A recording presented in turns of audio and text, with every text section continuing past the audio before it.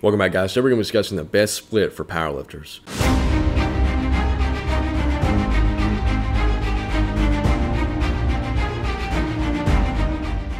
This video is going to be mostly my opinion and my experience with powerlifting, which I've been lifting since I was late 13. I'm now 21, so I have a little over 7 years experience in lifting, and a lot of my information came from YouTube videos like the one you're watching right now.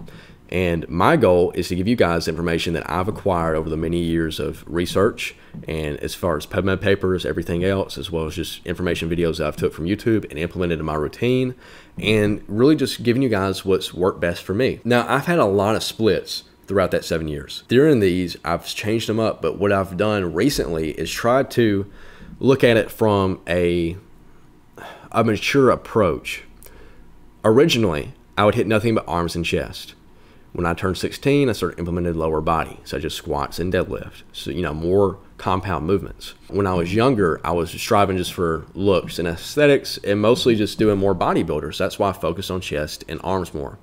However, as I've got older and shifted more into powerlifting, and someone even call it power building, my split has changed. So for my split, and what I think is the perfect split for anybody that's coming into powerlifting, you can do it Monday through Friday, or you can swap with the days, however you want. So here's my split. First day, deadlift. Second day, chest. Third day, arms. Fourth day, squat. Final day and fifth day, chest again. Now, the other two remaining days for me would be Saturday or Sunday.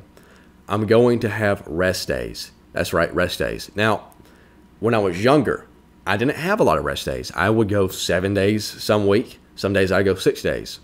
And training that long, I was doing powerlifting, martial arts, soccer, a lot of different sports at the same time. My body did not have enough time to recover. I was still making insane progress because I was young, and as I got older, the progress slowly started to, become stunted, and I had to take a different approach. So when you first start getting into lifting, you're going to have these newbie gains. You're going to have a great increase in strength and just overall aesthetics, and everything you're doing is just going to work because you haven't been doing anything prior. So as you get more mature and you get more aged in the bodybuilding or powerlifting regimen that you're in, it's going to be harder for you to advance. So after you get your first year, maybe even your second year done of lifting, it's going to become harder for you to make the insane progress and make jumps as big as you once did when you were younger and first started out. So what I do is I actually swap up my splits every now and then.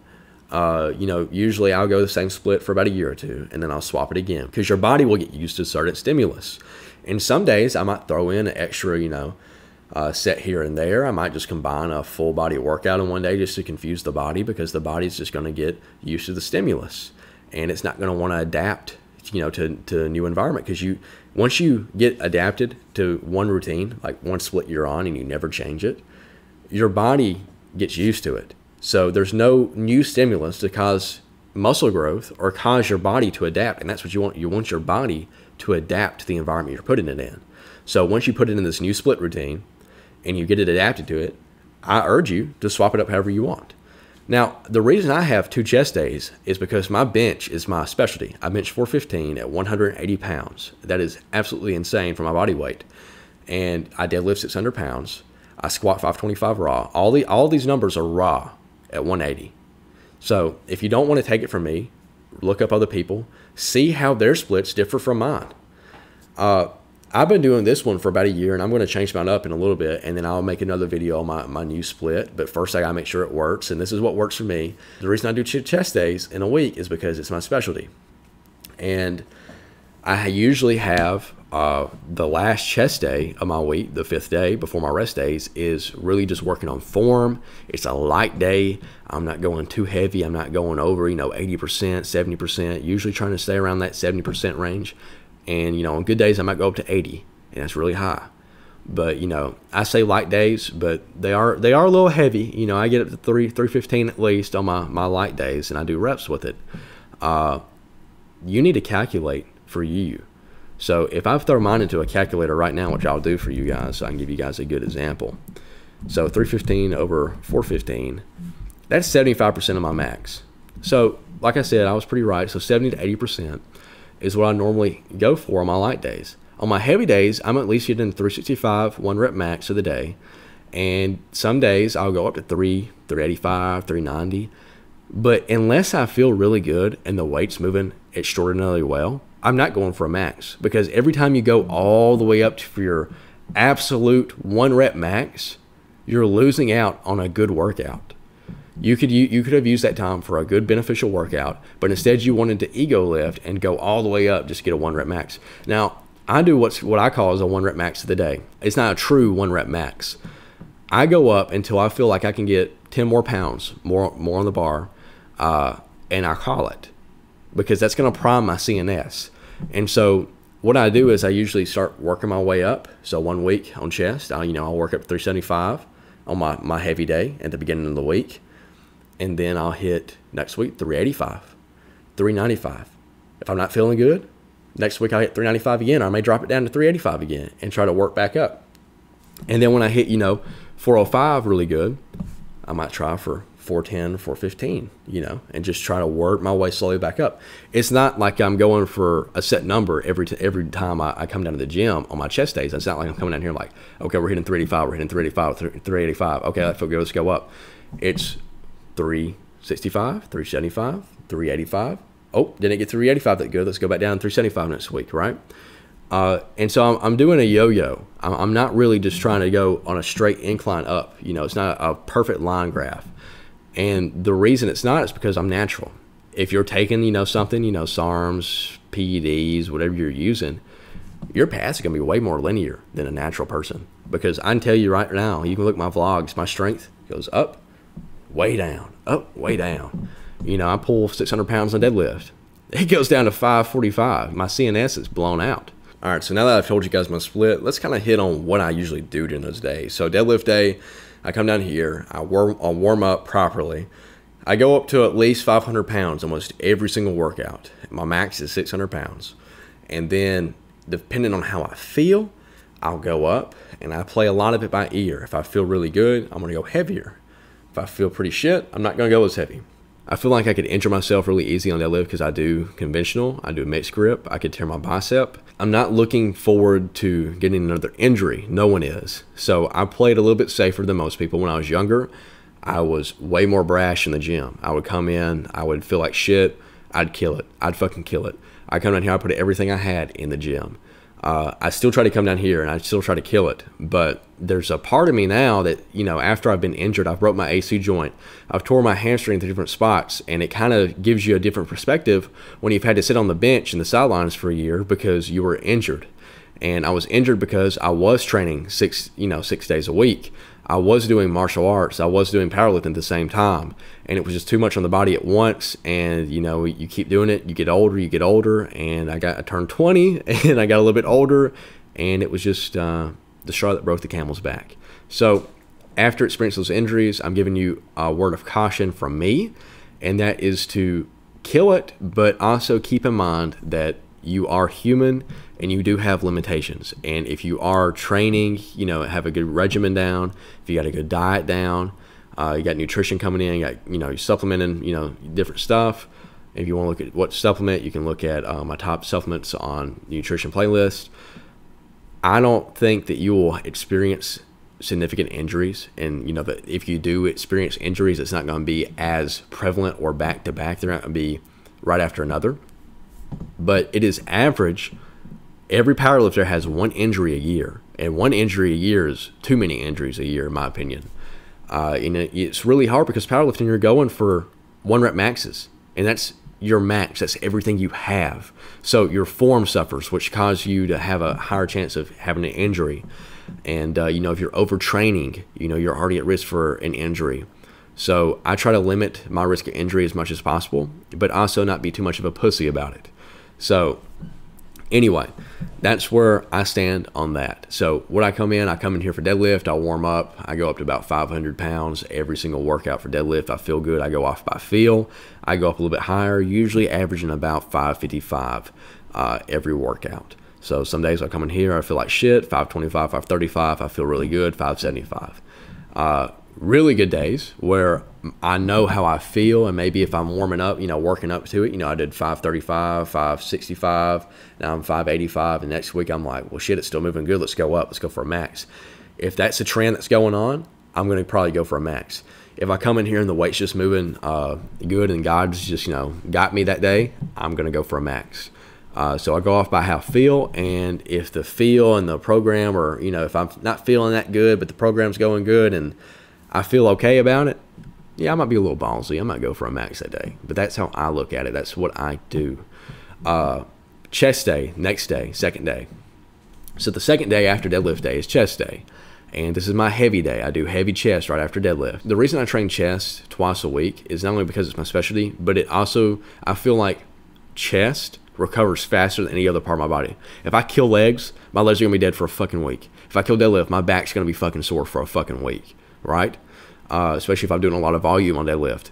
Chest, yeah, my chest may be sore for a week, but it takes a lot of fucking volume to get there. And, you know, I have been hitting volume as of late more, but I'm trying to stick as a power lifter between, you know, the 5, no more than 10 rep range, right? And the 10 rep range is usually on a burnout at the very end. I'm not doing that for sets, right? I'm doing that for maybe one set, if even. And that, you know, I did 315 for 10 not too long ago. Going on to the second day of chest, I'll come in here, I'll warm up. I'm always going, always 315. 315 is always going to hit that day.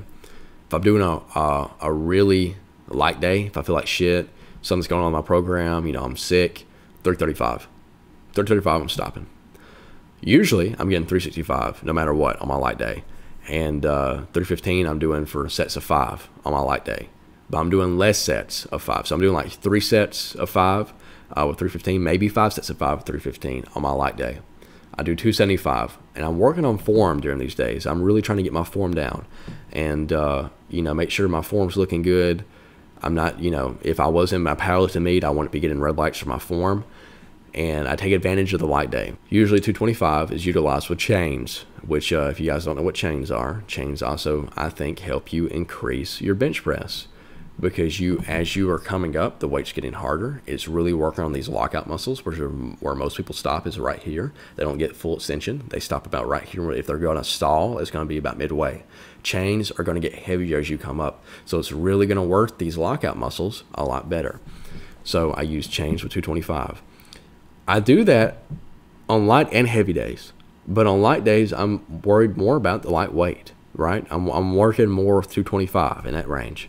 On my heavy days, I'm doing 315 for more than 5 sets of 5, maybe 8 sets of 5. I'm doing, you know, 275, and I'm going up to like 365 at least, and up to 395, 400. So I'm getting right there, you know, 20, 15 pounds off my max on my heavy days. And I recommend, you know, you do about the same if you want to keep your CNS primed, if you can afford to do it, if you feel good enough to do it. And it's what works for me, and what works for me may not work for you. You have to go in the gym, you have to put the time in, and you have to look at other videos outside of mine to figure out what's going to work for you. And I hope every single one of you eventually find what will work for you, because I want to see every single one of you grow as an individual, not only in the gym, but outside of the gym. And I'm going to be honest, I love when you guys tag me and stuff where you're like, dude, look at this max I just hit.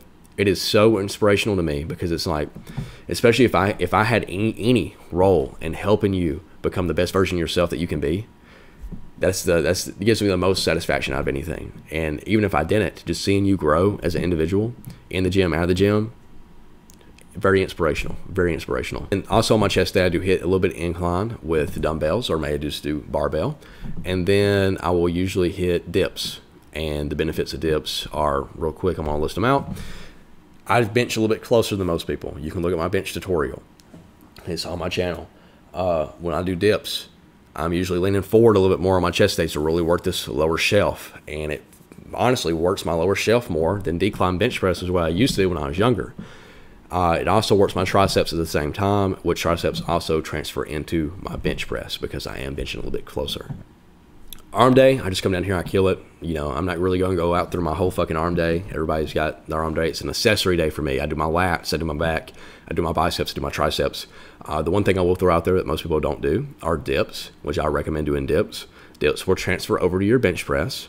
Another thing is a lateral and frontal raises. I do those too. I don't kill them as bad. I do, you know, 4 sets of, you know, front and lateral, about 20 25 pounds usually, not trying to go too heavy on it. I don't want to fatigue my rotator cuff muscles to the point where I will injure myself in the next week's workout or, you know, the day after. Another thing I do that most people probably don't do, especially if you are a powerlifter, are chin-ups and pull-ups.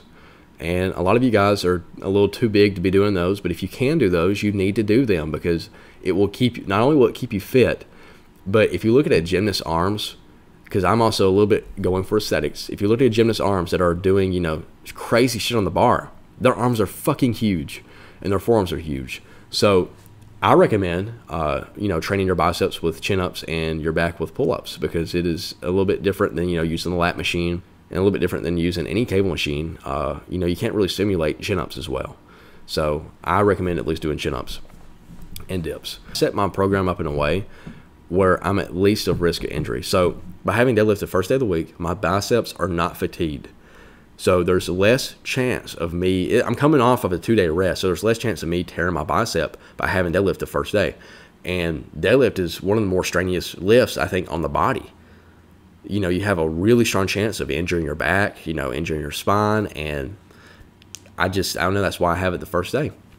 And the second day being my heavy chest day, you got a big risk of, you know, tearing a pec.